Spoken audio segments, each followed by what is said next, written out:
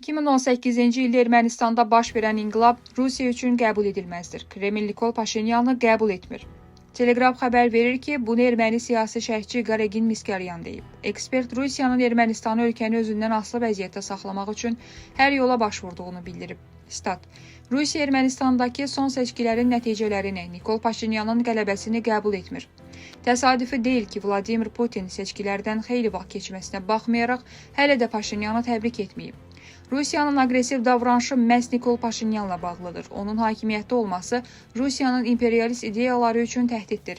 Çünki Ermənistan inkişaf etdikcə Rusiyadan uzaqlaşır. Ermənistan hakimiyyəti Rusiyapərəst qüvvələri zəiflədəndə Moskvadan narahatlıq yaranır. Həmin qüvvələr Moskva üçün Ermənistanda hakimiyyəti ələ keçirmək üçün ən ucuz və ən əlverişli yoldur. Statın sonu.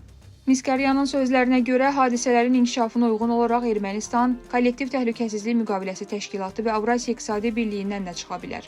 Stat: Rusiya yaxşı anlayır ki, Ermənistanın Kollektiv Təhlükəsizlik Müqaviləsi Təşkilatı və Avrasiya İqtisadi Birliyindən çıxması İrəvanın hərəkət imkanlarını genişləndirəcək, Moskvanın təsir rıçaqları zəifləyəcək. Statın sonu. Ermənistan isə Avropa yönlü siyasət yürütməyə davam edəcək. Türkiyə və Azərbaycanla münasibətləri normallaşdırmağa çalışacaq. Qeyd olunur ki, Ermənistandakı seçkilərdən sonra Paşinyanın konstitusiya çoxluğunun olmaması bu prosesi əsasən texniki məsələlərin həlli ilə məhdudlaşdıracaq. Baş nazir Nikol Paşinyanın partiyası konstitusiyanı müstəqil şəkildə dəyişdirmək üçün parlamentdə kifayət qədər yerə malik deyil. Hesabatda bildirilir ki, çox güman Ermənistan Azərbaycanın konstitusiya dəyişiklikləri tələblərini yerinə yetirməyəcək. Stat: Rusiyanın Cənubi Qafqazdakı zəifləyən təsirindən istifadə etməyə çalışan Türkiyə mövcud vəziyyətdən yararlanmağa çalışır və Azərbaycanı Paşinyanın yenilənmiş mandatını sülh sazişinə doğru irəliləmək üçün bir fürsət kimi sövq edə bilər. Statın sonu. Alternativ ssenariyə görə İrəvan, Bakı və Ankara bu rübdən Ermənistan-Azərbaycan sülh müqaviləsi imzalamadan belə fərdi sərhəd keçid məntəqələrinin, quru və hava yollarının, tranzit əlaqələrinin fəaliyyətini genişləndirmək üçün istifadə edə bilərlər.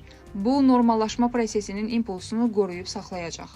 Dəyərli izləyicilər, ölkə və dünya gündəmi ilə bağlı xəbərlər təqdim etməyə davam edəcəyik. Öz fikirlərinizi şərh bölümündə qeyd etməyi unutmayın. Sağlıqla qalın.